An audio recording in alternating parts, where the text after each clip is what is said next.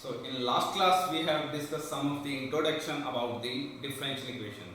We have completed the classification of the solution, and another we have discussed one of the important equation, which is y dash equal to y to the power alpha with alpha belonging to 0 1 and with the initial condition y at a equal to 0. And this equation has infinite many solution for every a and alpha belonging to 0.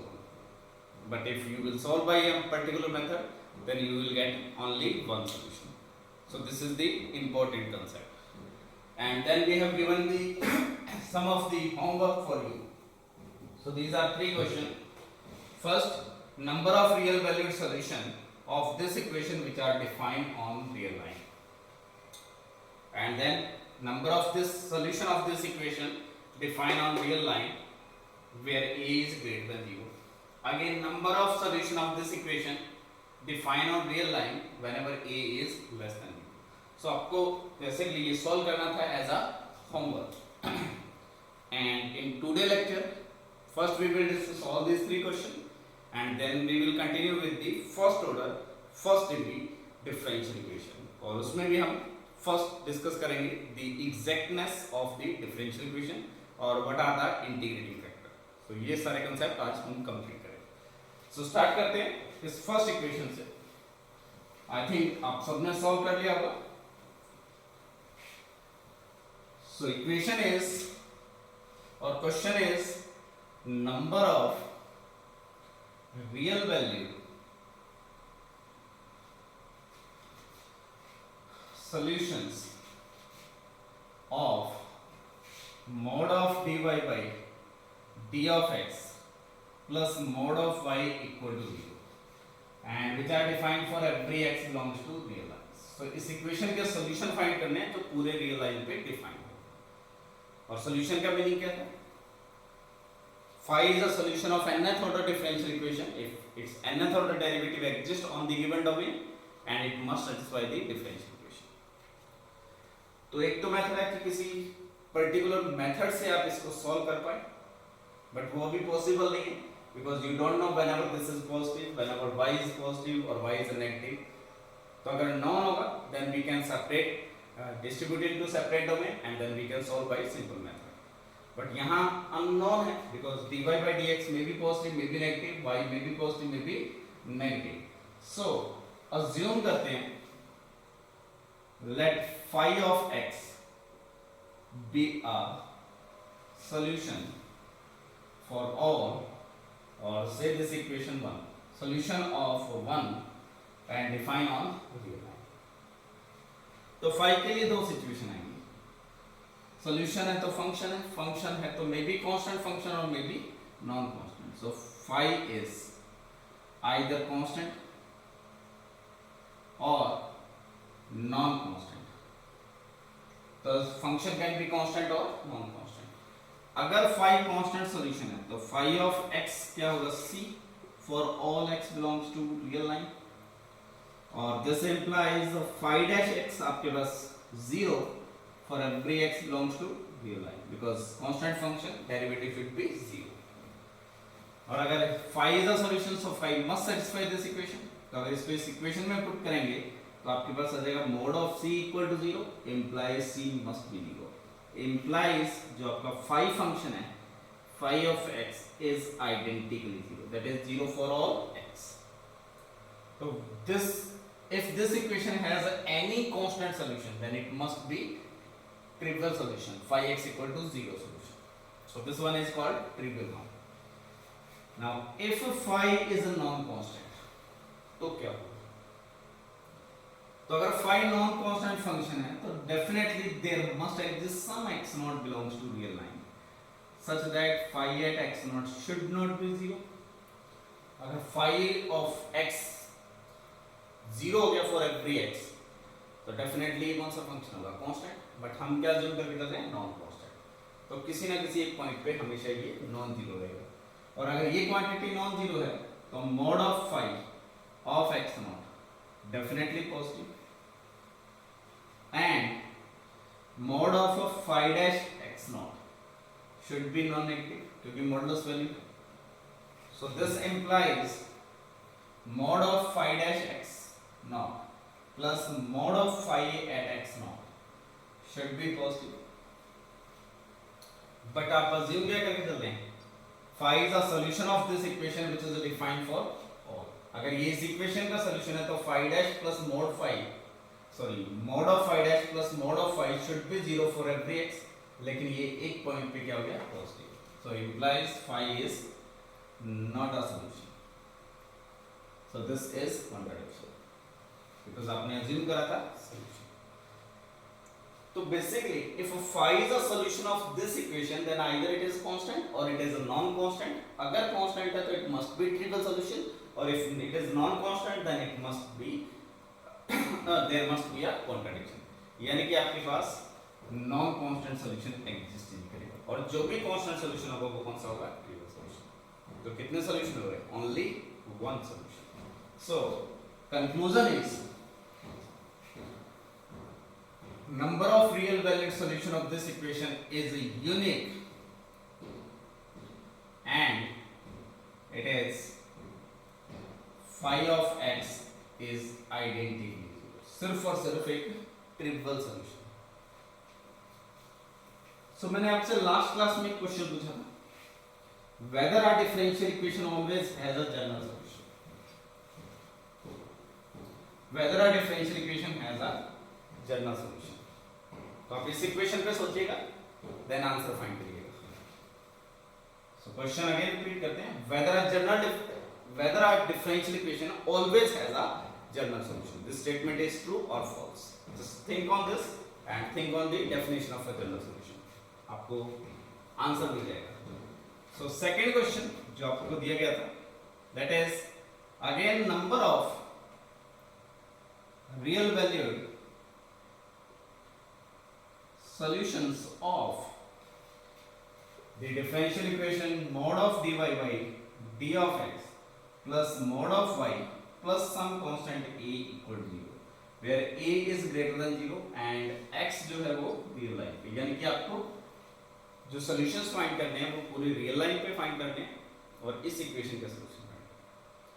तो again assume कर लेते हैं, if phi be a solution of differential equation say 2 of 2 for all x belongs to real line, phi is the function of x. So definitely mod of phi of x is a non-negative क्योंकि modulus value है for every x, and mod of phi dash x also non-negative, चाहे वो constant हो non constant हो, but it is should be non negative value because in modulus. और extra आपको ए क्या दिया हुआ है, पॉजिटिव. तो this implies phi dash x plus in modulus plus phi of x in mod plus a definitely क्या होगा, पॉजिटिव. तो अगर कोई भी phi सॉल्यूशन है तो phi फंक्शन होगा, उसका मॉडुलस वैल्यू नॉन नेगेटिव होगा, डेरिवेटिव का मॉडुलस नॉन नेगेटिव होगा, और a आपको क्या दिया हुआ है, positive. So overall this sum is positive for all x belongs to R, but होना क्या चाहिए, 0. So definitely phi is not a solution. Again contradiction. So in this equation solution does not exist. Why we are discussing this all these equations? So first equation में हमने discuss किया there is only one solution, और इस first equation में मैं इन particular अगर 1 add कर दूं a equal to 1 तो there is no solution. यानी कि जब भी आप किसी भी डिफरेंशियल इक्वेशन और ऑर्डिनरी डिफरेंशियल इक्वेशन के सॉल्यूशंस का डिस्कशन करते हैं तो the existence or non-existence of the solution is depending on the terms in the differential equation. मैंने यहाँ से अगर ये एक टर्म को रिमूव कर दिया तो you have a unique solution, और एक टर्म ऐड कर दिया तो you have no solution. तो the statement you can write down, the existence of the solution of ordinary differential equation always depending on the term in a differential equation. Clear कि कौन सी term exist करेगी और कौन सी term exist नहीं करेगी। अब equation 3 consider करते हैं और थर्ड क्वेश्चन कंसीडर करते हैं।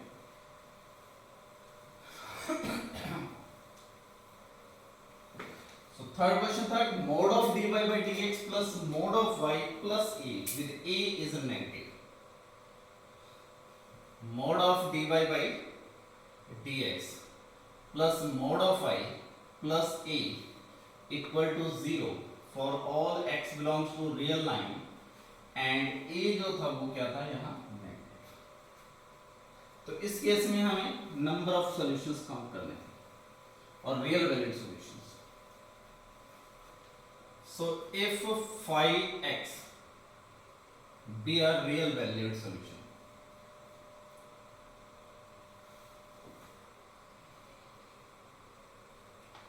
of say equation 3, so this is third equation, then if phi x be a real valued solution of equation 3, then phi x के बारे में आगे to information, phi of x can be constant or this can be non-constant. Phi of x can be constant function or phi of x can be non-constant function.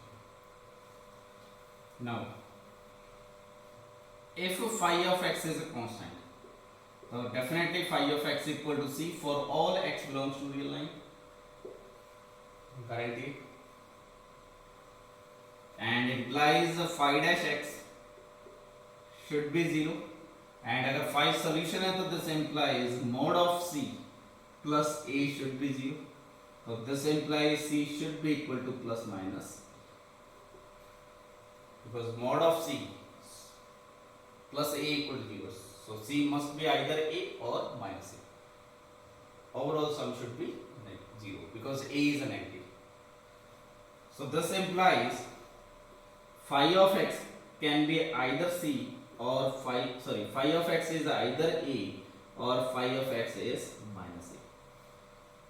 तो अगर geometrically इस case को देखेंगे तो phi x equal to A constant function है with A negative. So this is something phi x is equal to a negative है, so this should be below, और this is a constant function minus a which is positive, so ये जो curve है phi of x is equal to minus a, because a negative है तो minus a क्या होगा positive। so ये दो कर्व हैं which are always a solution of this differential equation। I think clear यहाँ तक। next if phi is non constant, अगर phi नॉन कांस्टेंट है तो अगेन phi डैश x, अगर फंक्शन नॉन कांस्टेंट है तो उसका डेरिवेटिव आइदर कांस्टेंट और दिस इज नॉन कांस्टेंट, तो the derivative is either constant और नॉन कांस्टेंट। अगर डेरिवेटिव कांस्टेंट फंक्शन है तो mod of phi dash x is also constant plus a, so this overall quantity also constant plus mod of phi of x। अगर phi non constant है तो modulus value must be non constant, तो overall this quantity is constant value for every x and this quantity non constant value, so overall sum should be non-constant, so this implies this quantity is non-constant, और अगर ये quantity non-constant है तो definitely there is x naught belongs to R such that phi dash of x naught in modulus phi at x naught plus a should not be 0, otherwise ये क्या हो जाएगा constant, but हम phi को क्या लेके चल रहे हैं a solution, so this is a contradiction। so यानी कि whenever phi is a non constant and phi dash is a constant, then this phi is a never solution of this differential equation। I think यहाँ तक clear। तो हमने अभी तक दो case discuss करे. Whenever phi is a constant, then there is a two solution, phi x equal to a and phi x equal to minus a. और whenever phi x is non-constant, तो then derivative is either constant or derivative is non-constant. तो उस case में no solution whenever derivative is non-constant. Sorry, derivative is constant. Next situation, जब आपके पास phi of x non-constant है and phi dash x also non-constant, तो आप again verify कर सकते हैं mod of phi dash x plus mod of phi of x plus a is a non-constant value. If these both quantity are non-constant, this is non-negative non-constant, this is also non-negative non-constant, so sum should not be constant value. So definitely this is non-constant value. और अगर ये non-constant value है तो there must exist again x naught belongs to R such that mod of phi dash x plus mod of phi of x plus x naught plus a should not be 0. Again this phi is not a solution. तो जब भी आपके पास phi is a non-constant, then this phi is never a solution. और phi जब constant होगा तो आपके पास कितने solutions है? दो solution. तो फाइनली हमारे पास क्या मिला? If phi is a real valued solution of this equation, then phi of x must be equal to a or phi of x is equal to minus a. That is, this equation has two real valued solution. तो अब आपके पास तीन equations हैं. हम ये पूरा discussion क्यों कर रहे हैं? जिस रीजन क्या है? फर्स्ट इक्वेशन हमने कंसीडर करी थी mod of dy by dx plus mod of y equal to 0. ठीक है. सेकेंड इक्वेशन हमने डिस्कस करी थी से mod of dy by dx plus mod of y से plus 1 equal to 0. A positive या इन पर्टिकुलर केस कंसीडर करते हैं.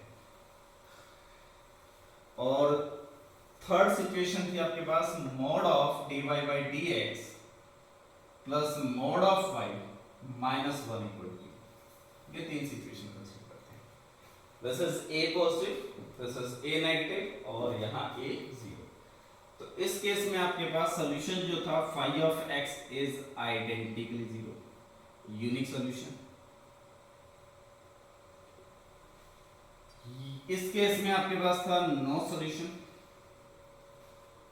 And in this case phi of x is equal to 1 and phi of x is equal to minus 1. तो first और second equation से हम क्या कह सकते हैं? The number of a solution of the differential equation always depending on the terms of in a differential equation. By adding or by removing the terms, if we will add or we will remove some of the terms in a differential equation, or we will add some constant in a differential equation, then the solution of the real-time differential equation may change. Again repeat करते हैं. If we will add some constant value in a given differential equation, then the set of solution of the real-time differential equation may or may not be same as the set of solution of the original equation. ये दोनों different हो सकते हैं. अब यहाँ से यहाँ पे अगर क्या करते हैं, आपके पास this term is the same, second term also same, third term में सिर्फ difference है minus sign. That is, the existence of this solution is also depending on the sign of the terms. अगर एक sign change कर दे तो हो सकता है कि ओरिजिनल इक्वेशन के पास सॉल्यूशन नहीं हो, लेकिन रियल टाइम इक्वेशन के पास सॉल्यूशन एग्जिस्ट कर जाए. तो जनरली आप जब यूनिकनेस एग्जिस्टेंस देखते हो तो आप डायरेक्टली किसी मेथड से सॉल्व करके काम कंप्लीट कर देते हो. That is not a way to solve. जब यूनिकनेस एग्जिस्टेंस का कंसेप्ट आता है, ये बहुत इंपॉर्टेंट कंसेप्ट है. ये हर चीज पे डिपेंड करेगा कि ऑर्डर क्या है, डिग्री क्या है, टर्म्स कौन सी है और हर टर्म का साइन क्या है. सो फर्स्ट हमने डिस्कस किया, अगर किसी टर्म को ऐड या रिमूव करेंगे तो there may be some extra solution और may be some less solution. अगर टर्म्स का साइन चेंज करेंगे so there may be some extra solution और may be some less solution. So this is the dependency of the existence of the solution. Next एक और equation consider करते हैं.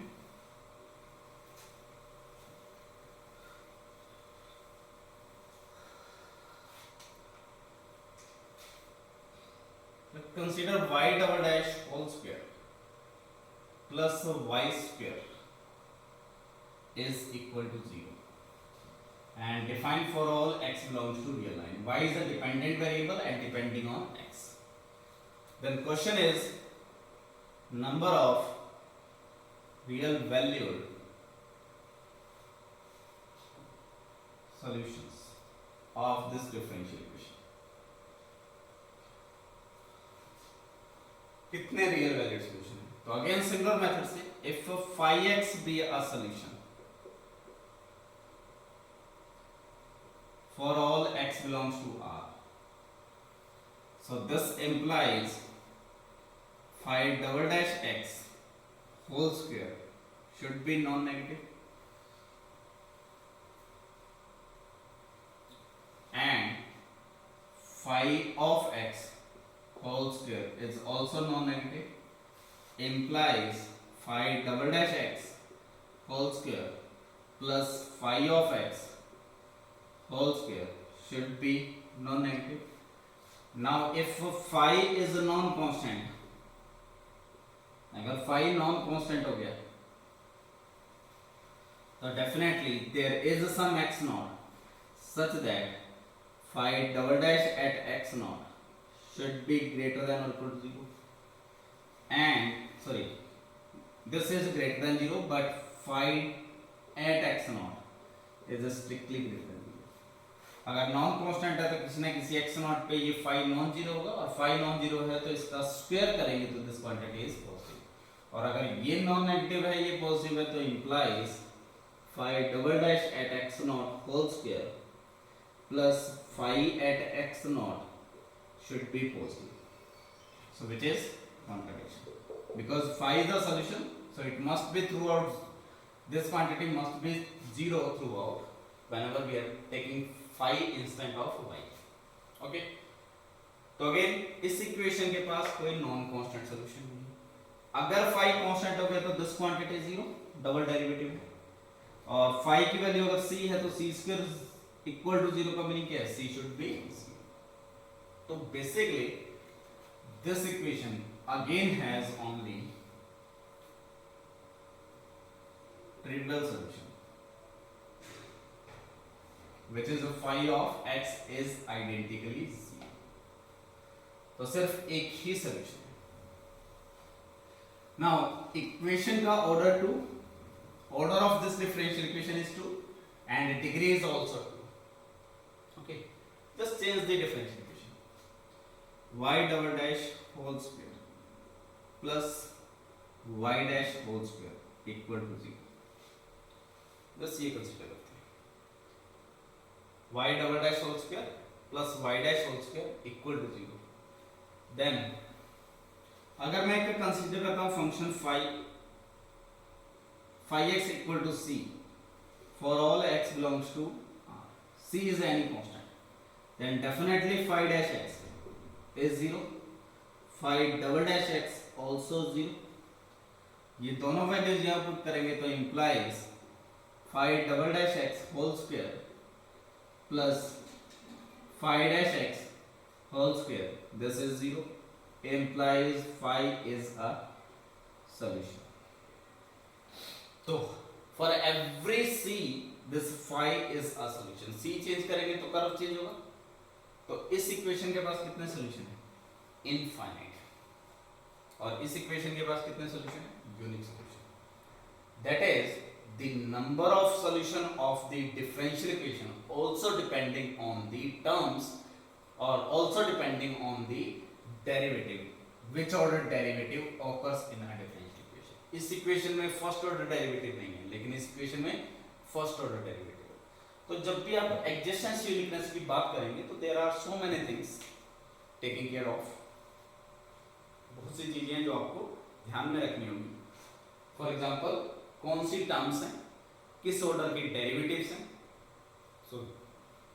तो इसीलिए जब भी हम कहीं भी आपके पास क्वेश्चन आता है कि whether this equation has a unique solution, no solution, infinite solution, finitely many solution, तो ये जो सेगमेंट होगा आपका लास्ट चैप्टर का पार्ट होगा जो हम डिस्कस करेंगे यूनिकनेस एंड एग्जिस्टेंस। आपको किसी पर्टिकुलर मेथड या किसी भी स्टैंडर्ड मेथड से इसको ये नहीं क्लेम करना है कि दिस मैनी सॉल्यूशन। तो ओवरऑल थ्योरी ये था, यहाँ बेसिक इंट्रोडक्शन। नेक्स्ट जो हम स्टार्ट करेंगे the first order first degree differential equation. तो this all are basic things जो हम ऑर्डिनरी डिफरेंशियल कवर अप करेंगे। सो ऑर्डिनरी डिफरेंशियल इक्वेशन का मीनिंग यहाँ ये नहीं है कि एक क्वेश्चन आ गया उसको सॉल्व कर लिया, सोल्यूशन निकाल के आपने आंसर बता दिया। ऑर्डिनरी डिफरेंशियल इक्वेशन का मीनिंग है कि what is the behaviour of the solution, उस सॉल्यूशन को एनालाइज करना है, सॉल्यूशन का बिहेवियर कैसा है, और इसी के बेस पे आपके एग्जाम में क्वेश्चन आता है। हम वो ओडी नहीं पढ़ेंगे जो आप बीएससी एमएससी में कवर अप करते हैं कि एक मेथड दे दिया, सॉल्व कर लिया, कांस्टेंट कोएफिशिएंट है तो एक सॉल्व करने का मेथड, वो एग्जाम में नहीं आएंगे। ठीक है, so let's start with the first order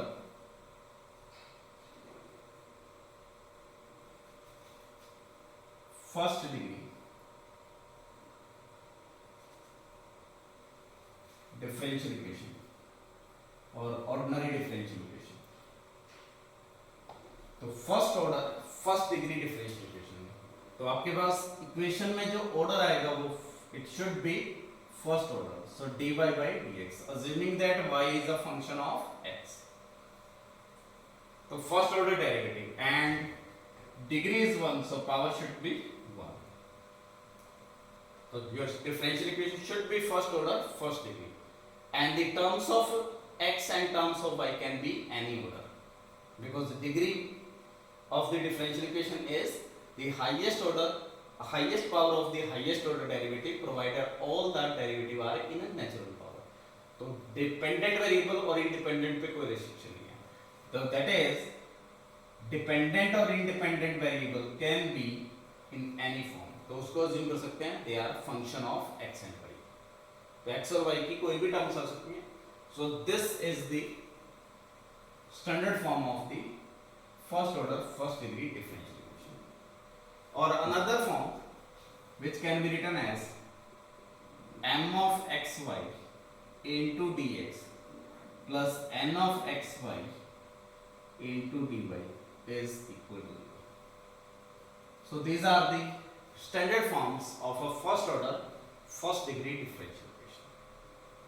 For example, x square plus sin y into d of x plus y plus e to the power x into dy is equal to 0. So this is a first order first degree differential equation, तो standard structure। Now अब इस equation के solutions का meaning क्या है, solution find करने का meaning क्या है, एक y की वैल्यू फाइंड करनी है विद सैटिस्फाई दिस इक्वेशन। तो if we will integrate both side, integration dy by dx with respect to dx, so this should be equal to integration f of x or f of t y of t d of t or plus some constant, integration constant। So this is simply y of x is equal to, this is an integral value f of t y of t d of t plus c। So if y is a solution of this equation, if and only if y is a solution of this second equation, the first equation है that is a differential equation। Just recall the definition of differential equation, an equation in dependent variable, independent variable and the derivatives। So जो first equation है वो एक differential equation, जो second equation है that is an equation between dependent variable, independent variable and their integral। So this is called an integral equation। So यहाँ first आपके पास property क्या है, y is a solution of this first equation if and only if y is a solution of this integral equation. तो आपके पास किसी भी differential equation और first order first degree differential equation को सॉल्व करने का फर्स्ट मेथड क्या है कि आप उसको इंटीग्रल इक्वेशन में कन्वर्ट कर लीजिए, और इंटीग्रल इक्वेशन के जितने भी मेथड्स हैं जो आप इंटीग्रल इक्वेशन के कोर्स में पढ़ेंगे तो उस मेथड से आप first order first degree equation को सॉल्व कर सकते हैं, ठीक है। और इसके सॉल्यूशन एडजस्टेंट के लिए क्या होना चाहिए, this f is an integrable function.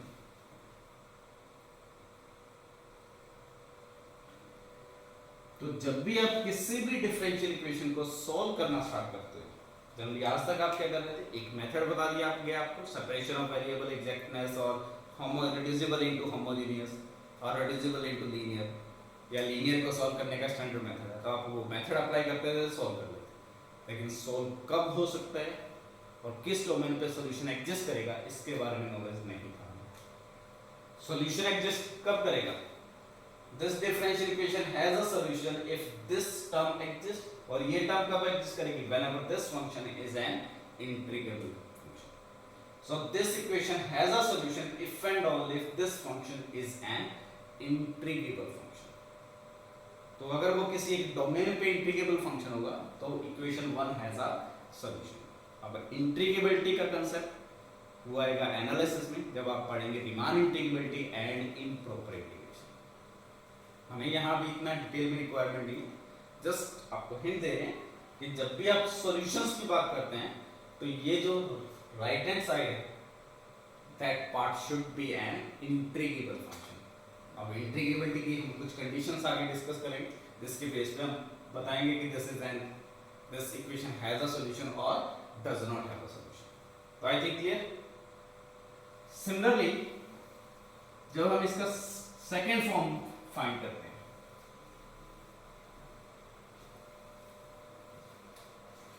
Second form is m of xy into d of x plus n of xy into dy is equal to 0। तो इसके सॉल्यूशंस का मीनिंग क्या है, so this equation has a solution if the integral, so this is a derivative with respect to x, so integral should be with respect to x, so something x naught to x m of xy d of x plus this is integral from some y naught to y, because derivative with respect to y, तो इस term का integral किसके respect में होगा, y के respect में, so n और say this is t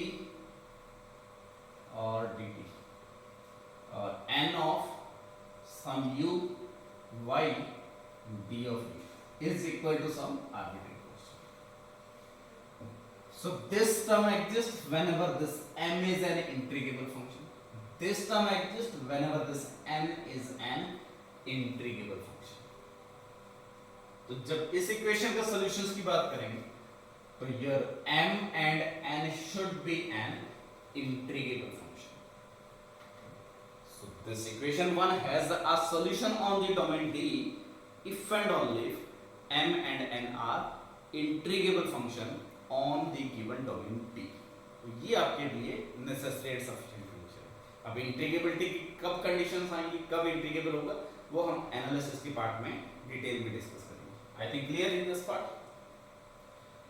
अब आता है आपके पास जो कंसेप्ट है वो एग्जैक्टनेस का, मीनिंग क्या एग्जैक्टनेस का। So next is exact differential equation.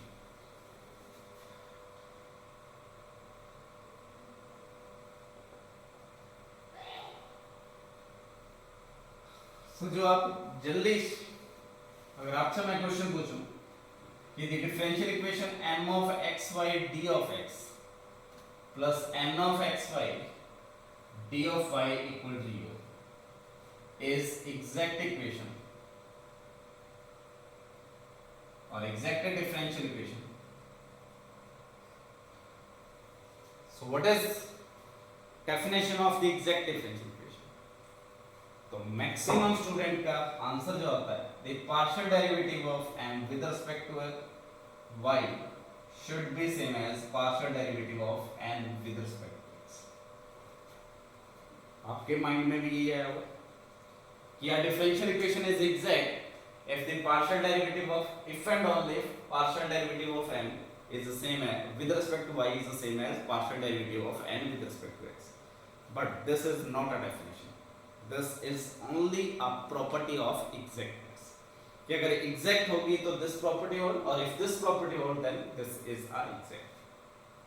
Exactness का meaning क्या है? तो definition लिखते हैं. So the differential equation m of x y, m is a function of x and y, d of x plus n of x y dy is equal to 0 is called exact equation if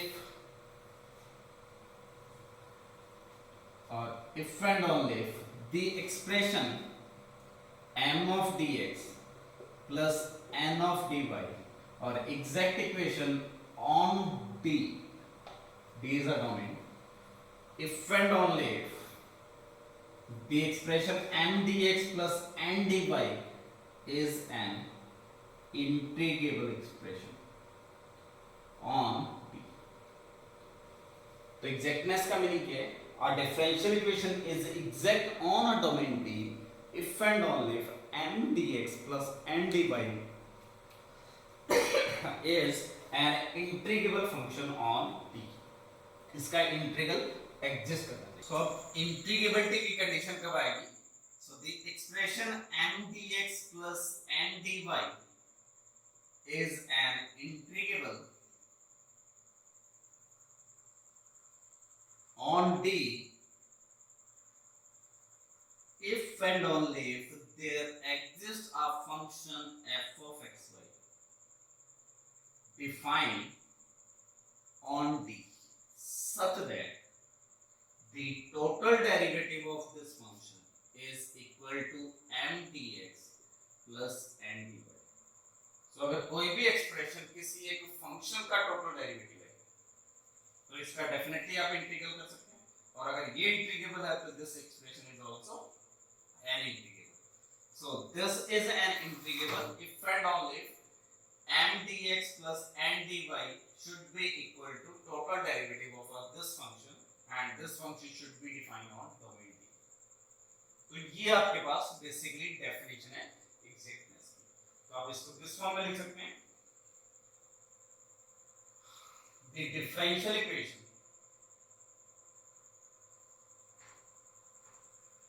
m dx plus n dy is equal to 0 is exact equation on D. तो जब भी आप exactness की बात करेंगे तो किसी न किसी डोमेन के रिस्पेक्ट में बात करेंगे. If and only if there exists a function f of xy defined on D such that the total derivative of this function must be equal to m dx plus n dy. So this is the simple definition. और अगर ये definition है तो by definition of a total derivative को mean क्या था? The rate of change with respect to all the independent variables. So जो f है x और y पे डिपेंड कर रहा है, तो d of f का मीनिंग क्या होता है? The partial derivative of f with respect to x into d of x plus partial derivative of f with respect to y into dy. तो सबने पढ़ी होगी definition of a total derivative. So this implies partial derivative of f with respect to x into dx plus partial derivative of y f with respect to y into dy should be equal to m of dx plus n of dy. और अगर आप coefficient compare करेंगे तो this implies and implies f of x should be equal to m and f of y should be equal to n. आप एक और definition लिख सकते हैं एग्जैक्टनेस की. The differential equation m dx plus n dy equal to 0 is exact differential equation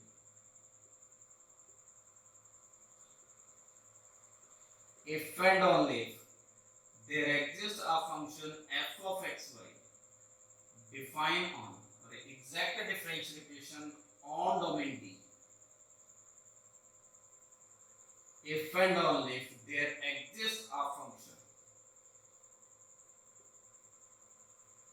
f of xy defined on domain D such that partial derivative of this f with respect to x is equal to n and partial derivative of this with respect to y is equal to n.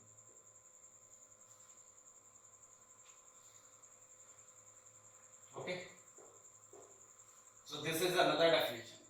First is that equation is exact if and only if there is a function whose total derivative is defined on D and that expression equal to m dx plus n dy, or there is a function whose partial derivative with respect to x is m and partial derivative with respect to y is n.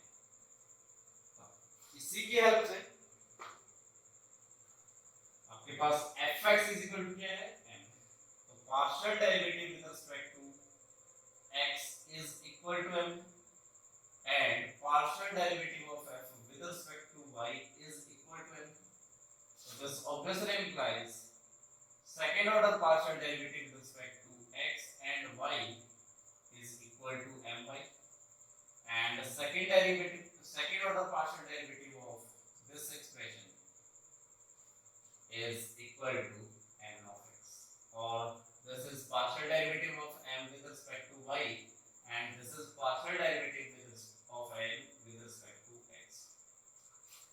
Now your f is a function defined on domain D and its total derivative exists. Or if total derivative of f exists, then this expression should be same as this expression. ये again हम real analysis में discuss करेंगे. तो अभी तक हमने first segment start किया ordinary differential equation. जब हमने ऑर्डिनरी डिफरेंशियल इक्वेशन डिफाइन किया था तो डेरिवेटिव की डेफिनेशन दी थी, जो एनालिसिस का कंसेप्ट है. जैसे ही मैंने एग्जैक्टनेस की डेफिनेशन स्टार्ट करी तो इंटीग्रेबिलिटी का कंसेप्ट स्टार्ट हुआ, which is again part of the analysis, improper integration और रीमान इंटीग्रेशन. और जैसे अगेन एग्जैक्टनेस के कंसेप्ट पे पार्शियल डेरिवेटिव्स का कंसेप्ट आता है, जो एनालिसिस में फंक्शन ऑफ सेवरल वेरिएबल का कंसेप्ट है. तो हम अभी थर्ड लेक्चर पे, और इस थर्ड लेक्चर में आपका पूरा रियल एनालिसिस का कंसेप्ट यूज होगा. तो आपकी अगर एनालिसिस अच्छा है तो डेफिनेटली ओडी में बहुत अच्छी कमांड आएगी. बट ये नहीं बोलना कि ओडी बहुत अच्छे से आता है, एनालिसिस नहीं आता आपको.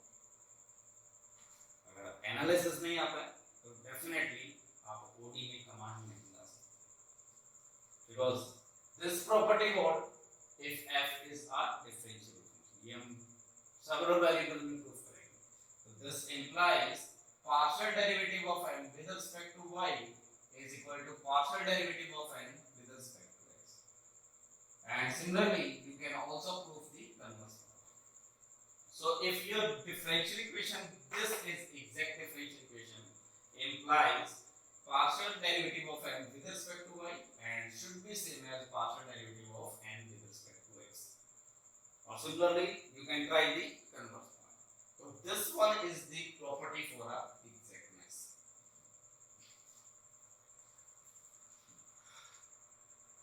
So the differential equation m dx plus n dy equal to 0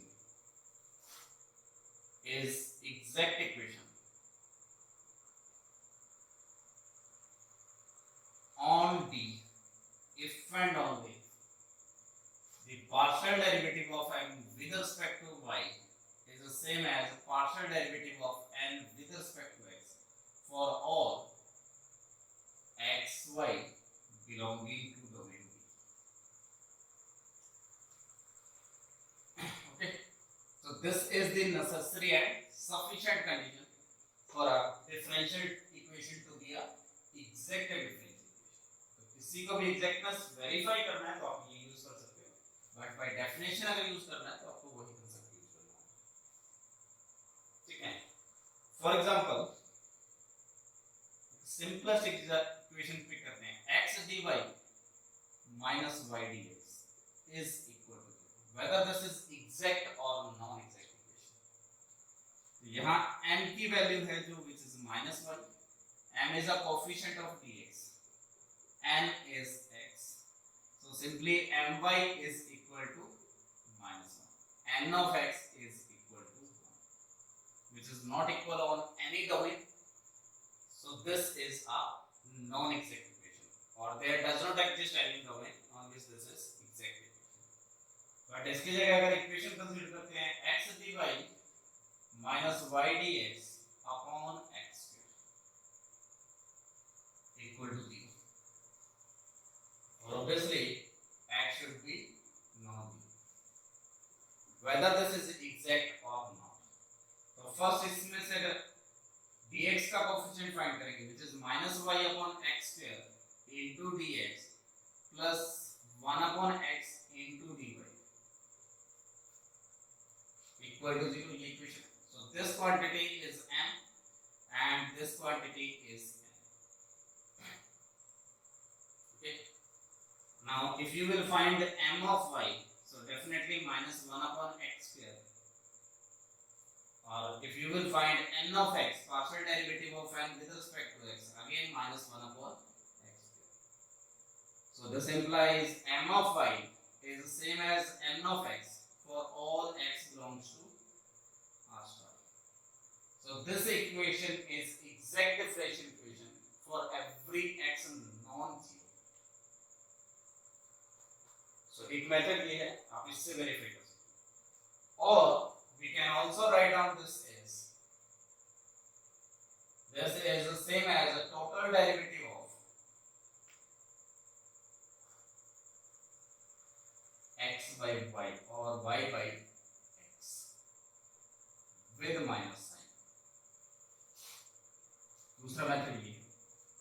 तो अगर इसका मैं टोटल डेरिवेटिव करूंगा तो वो क्या जाएगा आपके पास?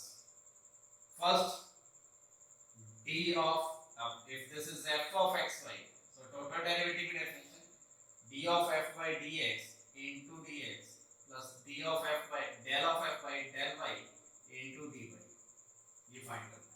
तो पहले partial derivative with respect to x which is minus y upon x square into dx plus partial derivative with respect to y which is minus 1 upon x into dy.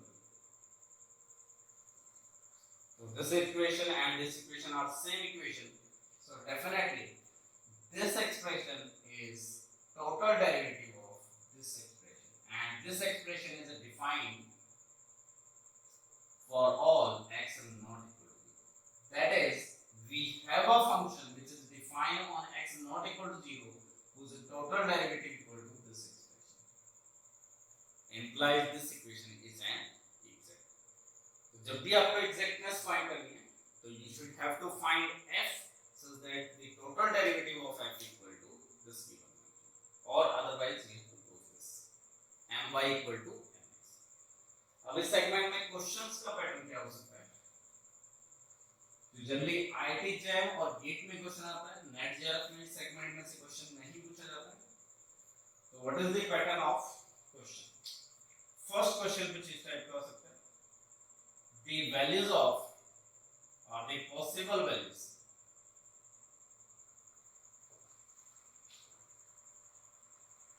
of a and b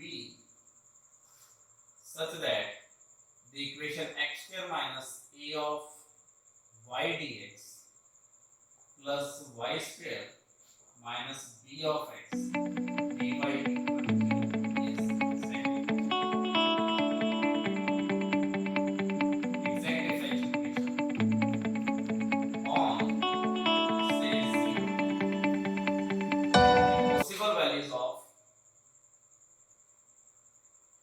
a and b such that this equation is exact equation on this region. कैसे verify? सो आपके पास m is coefficient of dx, so x square minus dy, and n is y square minus b of x. The partial derivative of m with respect to y is minus a, and partial derivative of n with respect to x is minus b. So this equation is exact if and only if m of y should be equal to n of x, or if and only if a is equal to b. तो जब भी a equal to b आएगा तो this equation should be exact equation. So जो आपके पास ये relation आया it is independent of x. So अगर ये independent of x है so definitely this is exact on whole real line or this region. Okay. So this equation is exact if and only if a is equal to b. तो इस type का कुछ एक question आता है जो IT exam और gate में रेगुलरली आ रहा है. दूसरा क्वेश्चन का पैटर्न क्या हो सकता है?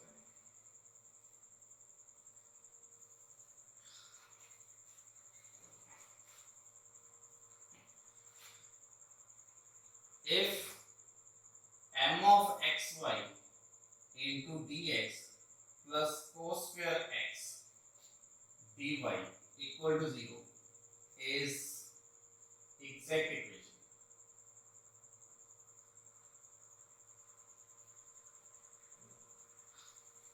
then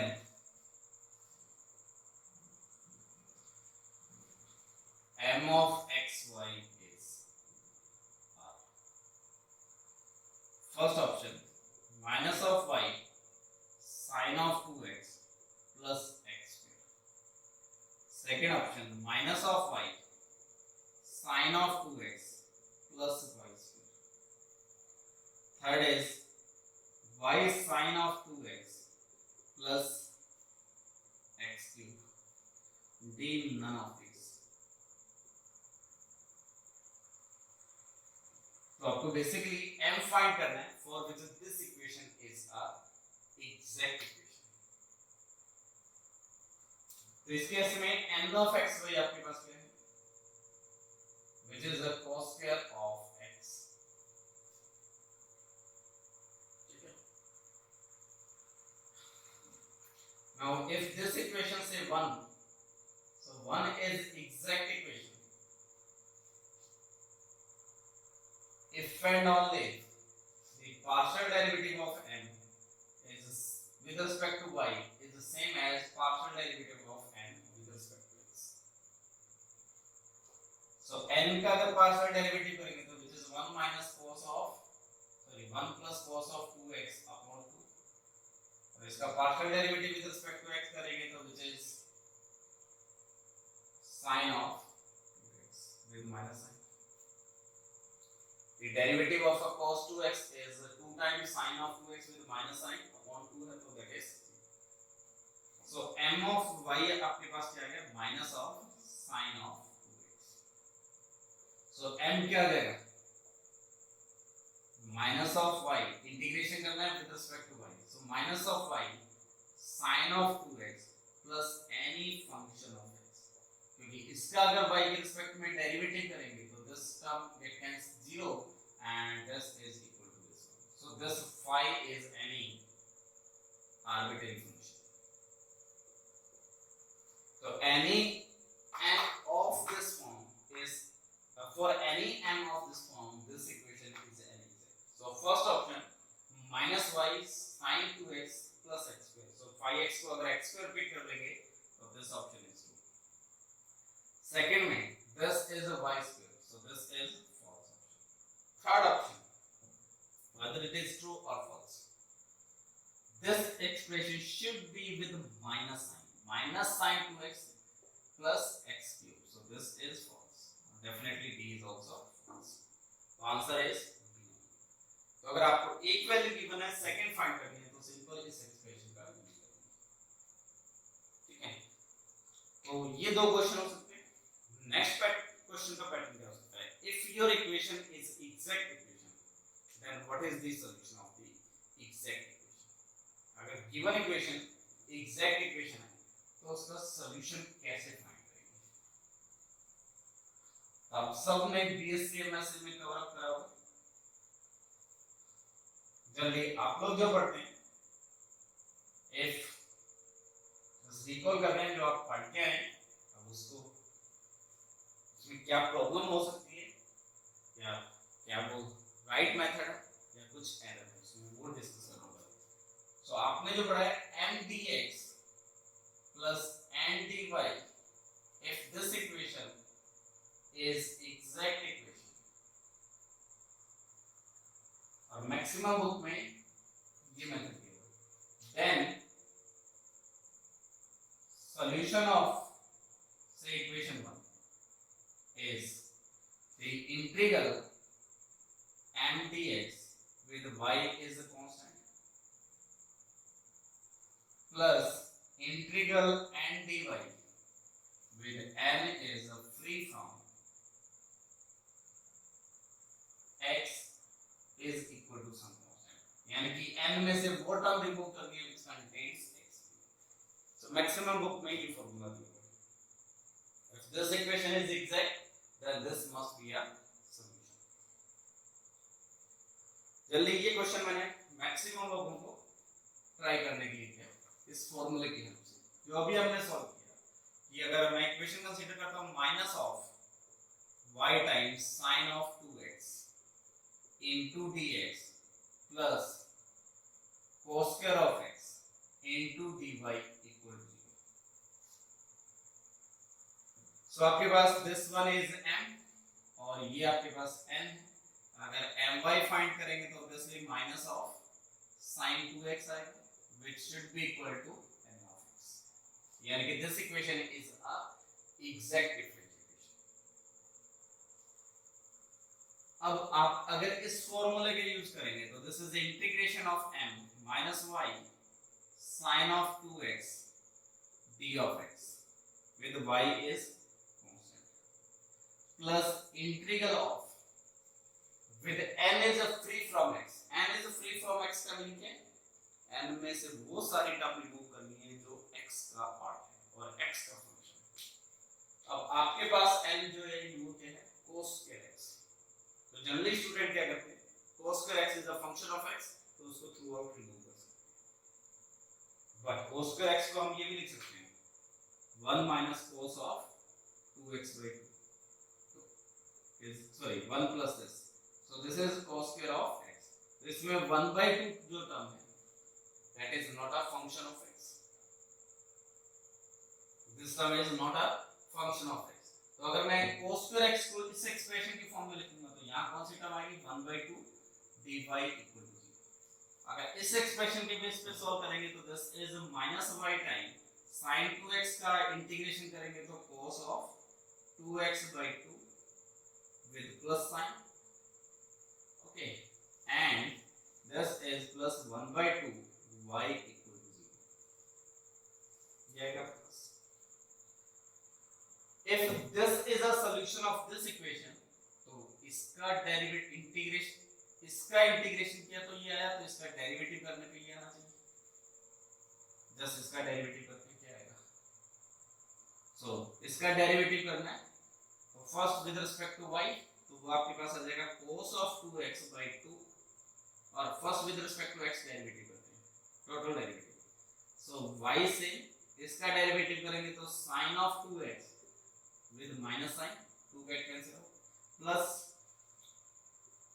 derivative with respect to y, sorry derivative with respect to x कर रहे हैं तो ये आपके पास क्या आएगा this term और ये derivative 0. Now derivative with respect to y करेंगे तो this is cos of 2x by 2 plus एक टर्म आ जाएगी 1 by 2, और फाइनली इसको सिंपलीफाई करेंगे so this is into d of x, और इसको मल्टीप्लाई करेंगे तो this is dy equal to 0. बस टोटल डेरिवेटिव फाइंड करना है इसका, बोथ साइड d टेक करना है. तो partial derivative of this with respect to x into dx, then partial derivative of this expression with respect to y into dy, ये है. और ये एक्सप्रेशन कंपेयर करोगे तो इसी के इक्वल है. तो अगर हम इस cos square x को एक्सपेंड करते हैं और इसको लिखते हैं 1 plus cos of 2x by 2, तो इसका सोल्यूशन आपके पास ये मिल गया। अब जरूरी नहीं है कि स्टूडेंट इसको एक्सपेंड करे। अब एक स्टूडेंट ये भी हो सकता है जो cos स्क्वायर x का एक्सपेंशन लिख ले, और ये एक्सपेंशन क्या है, cos of x into cos of x, इसको लिखेंगे तो इसमें फर्स्ट टर्म जो आएगी 1 आएगी, उससे रिमेनिंग जो टर्म आएगी वो फंक्शन ऑफ x होगी।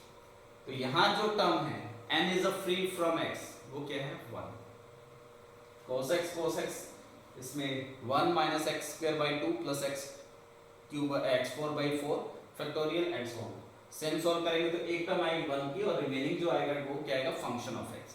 तो अगर मैं एक्सपेंड करके सॉल्व करता हूं और ये आपके पास n ऑफ xy है, तो इसमें से वो सारी टर्म रिमूव कर रहे हैं which is function of x, तो क्या बचेगा 1। तो उस केस में अगर सॉल्व करेंगे तो integration minus y sin of 2x d of x plus integration dy equal to 0 equal to c, ये आना चाहिए अगर ये एक्सप्रेशन सॉल्व करते हैं। अगेन ये क्या आ जाएगा आपके पास, integration with respect to x है तो y cos of 2x, this get cancel upon, okay, and ये क्या आ जाएगा आपके पास, simply y equal to c। अब अगर इसका डेरिवेटिव करते हैं, टोटल डेरिवेटिव, तो वो क्या आ जाएगा, partial derivative with respect to x which is the sine of 2x, 2 get cancel out with minus sine और this part it is 0 into dx plus partial derivative with respect to y अगर करेंगे तो this is cos of 2x by 2 plus 1 into dy equal to 0, but this is not same as cos square x, ये cos square x के equal है।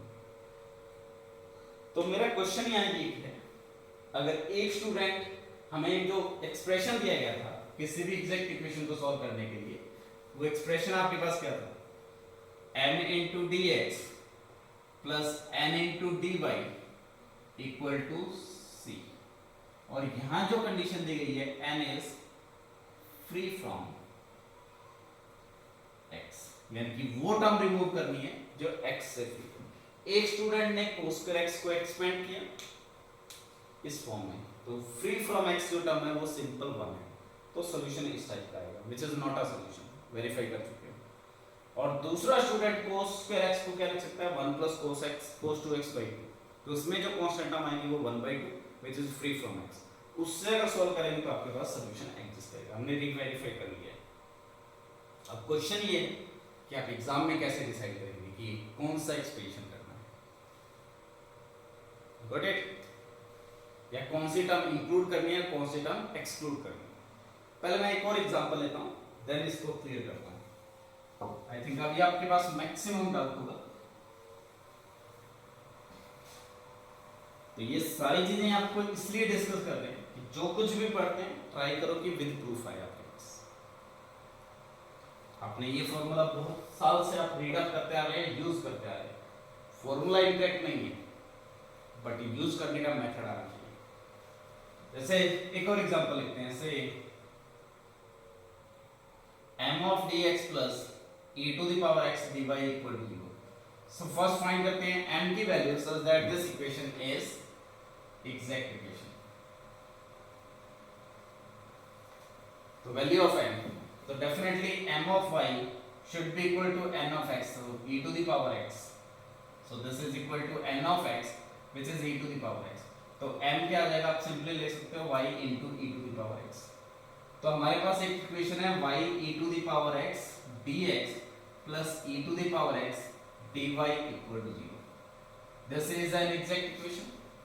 इसका partial derivative with respect to y और इसका partial derivative with respect to x same आएंगे। Now solution is, जो आप पढ़ के आते हैं, m into dx with y is a constant plus n into dy with n is free from x is equal to c। यही method पढ़ते आ रहे हैं। Now this is integration y e to the power x dx plus in e to the power x अगर expansion करेंगे तो 1 plus x plus and so these all terms are containing x, तो ये क्या आ जाएगा integration 1 dy equal to c। Finally लिखेंगे तो y e to the power x plus y equal to c। तो ये सॉल्यूशन होना चाहिए। अगर ये सॉल्यूशन है तो इसका डेरिवेटिव करने के बाद ये आना चाहिए। तो total derivative of this expression पहले x के रिस्पेक्ट में, तो partial derivative with respect to x क्या आएगा y e to the power x dx। Then partial derivative with respect to y करेंगे तो e to the power x plus 1 into dy equal to 0। But this equation and this equation are not same. यानी कि अगर मैं यहाँ n use करता हूँ, e to the power x को एक्सपेंड करता हूँ, तो इसमें n की value which is free from 1 x is 1, और अगर वो वैल्यू यूज करते हैं तो दिस ये सॉल्यूशन आएगा, और ये अगर सॉल्यूशन है तो ये इसको बेसिकली सेटिस्फाई नहीं करेगा, व्हिच इज कॉन्ट्रडिक्शन। तो इस केस में जो ये अगर मैं कांस्टेंट हटा देता हूँ, सिंपली ये टर्म रिमूव कर देता हूँ, तो आपके पास सॉल्यूशन क्या बचेगा, only y to the power x, इसका डेरिवेटिव करेंगे तो ये आ जाएगा। तो आपका क्वेश्चन जो है, अगर कोई आपके पास n जो है वो ट्रिग्नोमेट्री फंक्शन आ गया, तो आप उसको एक्सपेंड कर सकते हैं या उसको किसी दूसरे एक्सप्रेशन में चेंज कर सकते हैं। इन लास्ट क्वेश्चन हमने 1/2 अगर कंसीडर किया था तो आपका सॉल्यूशन मिल रहा था, लेकिन इसमें जो कांस्टेंट टर्म 1 है अगर वो कंसीडर कर रहे हैं तो सॉल्यूशन नहीं मिल रहा है। तो अब क्वेश्चन ये आता है कि किस केस में आप कुछ कांस्टेंट टर्म अगर n में है तो वो कंसीडर करेंगे और किस केस में कंसीडर नहीं करेंगे, और ये मेथड प्रॉपर वे से कैसे अप्लाई होगा। तो ये मेरा बेसिकली आपसे डाउट है कि जब हम यूज करते हैं ये मेथड तो n is a free from x use करते हैं, तो अगर n कोई ट्रिग्नोमेट्री फंक्शन आ जाए e to the power x sin x cos x, तो उसका एक्सपेंड करेंगे तो कुछ ना कुछ कांस्टेंट टर्म भी आ सकती है।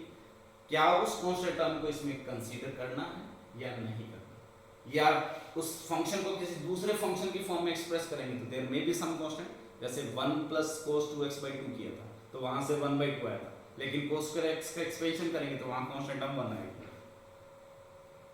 तो यहाँ टोटली कंफ्यूज है, करना क्या है। तो पहले हम ये वेरीफाई करते हैं कि ये मेथड आया कहां से। आई थिंक आज तक आपने प्रूफ नहीं करा होगा कि व्हाई दिस सॉल्यूशन। तो अगर ये मेथड का डेरिवेशन समझ आता है तो डेफिनेटली हम इसको सॉल्व कर पाएंगे।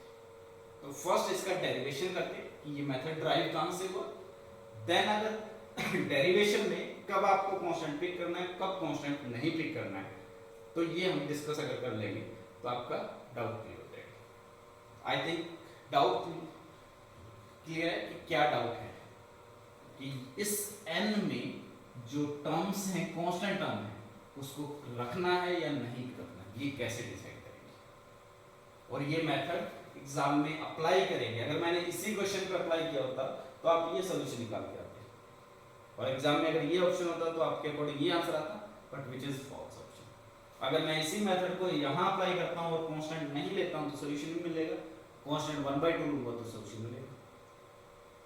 तो चलिए ड्राइव करते हैं what is the exactly solution of the exact equation, और ये जो आप फॉर्मूला पढ़ते हैं ये फॉर्मूला कहां से ड्राइव हो रहा है, इस सारे प्रॉपर्टी को डिस्कस करते हैं।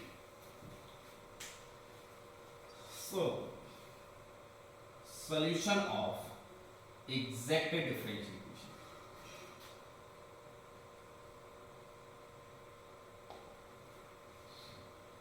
The solution of the exact differential equation. तो late m of dx plus n of dy equal to 0 be an exact differential equation. If this equation is an exact differential equation, so this implies by definition there is function f of xy such that the total derivative of this function equal to m dx plus n dy, और this implies both side integrate करेंगे तो f of xy is equal to some c, so this must be a solution। तो ये basically appropriate method है किसी भी differential equation का solution find. अगर आप ये एक f फाइंड कर ले जिसका टोटल डेरिवेटिव ये एक्सप्रेशन है तो F of X Y equal to C is the solution, because both side integrate करेंगे तो सॉल्यूशन आएगा. तो integration of this will get cancel out with the derivative, so f of xy should be equal to c. c is the integration constant. ठीक है, तो एक method अगर आप f फाइंड करोगे तो this must be a solution. Now अगर मैं इस f को m और n की फॉर्म में एक्सप्रेस कर दूं, m और n ऑलरेडी नोन है और m और n की फॉर्म में एक्सप्रेस कर देंगे तो then we can find a solution. Extra यहां कंडीशन क्या होता है, partial derivative of f with respect to x is equal to m and partial derivative of f with respect to y is equal to l. ये define होता है. अगर इसको integrate करते हैं विद रिस्पेक्ट टू x तो f of x y क्या हो जाएगा, इंटीग्रेशन m dx, क्योंकि इंटीग्रेशन डेरिवेटिव है with respect to x partially, तो this is integration with respect to x और यहाँ y हमेशा क्या रहेगा, plus some function of y assume कर सकते हैं, क्योंकि इसका derivative with partially derivative with respect to x करेंगे तो ये कैंसिल आउट, तो ये आ जाएगा. अब अगर इस phi y की वैल्यू मिल जाए तो f m और n की फॉर्म में आ जाएगा और उसको यहां पुट करेंगे तो सॉल्यूशन आ जाएगा. तो from this expression if del f over del y find करते हैं तो this is partial derivative with respect to y of y constant, और जब भी हम x के रिस्पेक्ट में इंटीग्रेट करेंगे तो अज्यूम करेंगे कि y कांस्टेंट और y के रिस्पेक्ट में करेंगे तो x is constant, so this is m dx और यहाँ y कांस्टेंट प्लस ये क्या रहेगा phi डैश ऑफ y, क्योंकि phi y का ही फंक्शन है और y के रिस्पेक्ट में डेरिवेटिव कर रहे हैं और ये एक्सप्रेशन किसको रिप्रेजेंट कर रहा है, n को. So this implies n should be equal to partial derivative with respect to y m dx plus phi dash y. So this implies phi dash y क्या आ गया आपके पास, n minus partial derivative with respect to y m of dx. तो जो आप formula drive करते हो वो basically यहाँ से आता है. हम यहाँ क्या कर रहे हैं, n minus something then this left hand side. Left hand side is equal to right hand side. Right hand side में n minus something is equal to function of y, यानी कि n में से वो सारे टर्म रिमूव कर दें जो फंक्शन ऑफ x है, तो रिजल्टेंट क्या बन रहा है, फंक्शन ऑफ y. लेकिन यहाँ से अगर phi ऑफ y फाइंड करेंगे वो क्या रहेगा आपके पास, integration n with respect to dy minus partial derivative with respect to y and again integration m with respect to dx or whole integration dy plus some arbitrary constants. तो जो constant की problem आ रही थी वो यहाँ से आ रही थी, कांस्टेंट ऐड करना है, कांस्टेंट रिमूव करना है, क्योंकि हम ये phi y की वैल्यू यहाँ पुट करेंगे तो f जो आएगा m और n की फॉर्म में आएगा और वो c1 और ये c कहीं ना कहीं तो phi y आ गया. इस phi y की वैल्यू यहाँ अगर पुट करते हैं तो आपके पास f of xy क्या आ जाएगा, so f of xy is equal to integration m dx plus integration n minus partial derivative with respect to y d of integration m of dx and total integration with respect to y plus some constant c1 और c1 को इस c के साथ adjust कर सकते हैं, तो this is equal to c.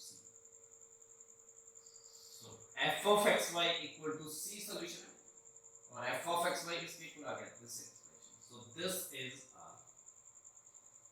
Solution of equation 1. So this is your equation.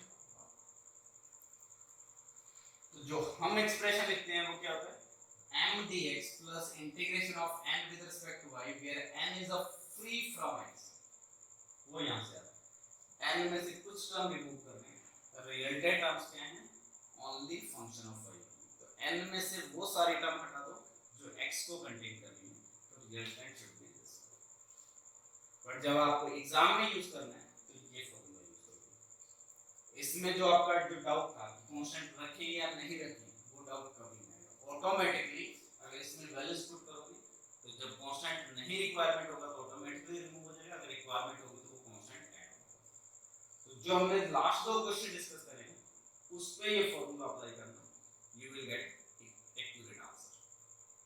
ठीक है, तो हमारे पास फाइनली क्या है, if this equation is exact differential equation then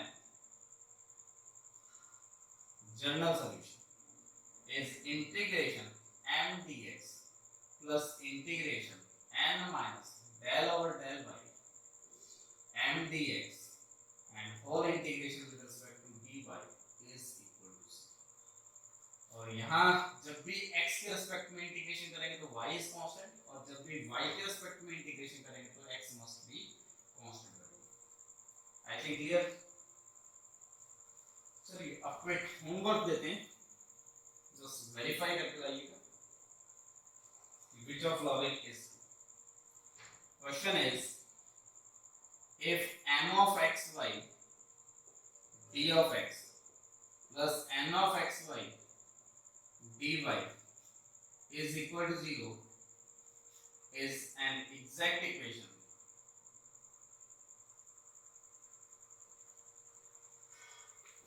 then which of following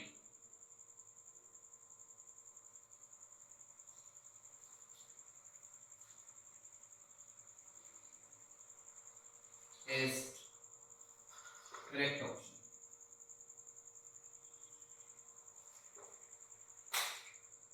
First option, the integration with us of n with respect to y with x is constant plus integration m minus partial derivative with respect to x and dy whole integration dx is equal to some c is a solution. Whether this expression is a solution of this equation. Second option, the integration and dy with x is constant plus integration m dy with m is free from y is equal to some c is a solution for some c. And third one is the expression m minus partial derivative with respect to x and dy is function of x only. This expression is function of x only, and D option is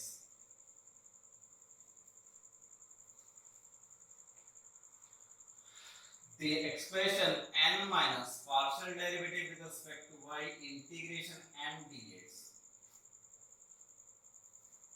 is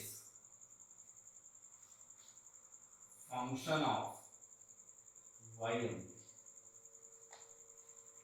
So question repeat करते हैं, if this equation is an exact equation then which of following is correct? So this is a solution of this equation.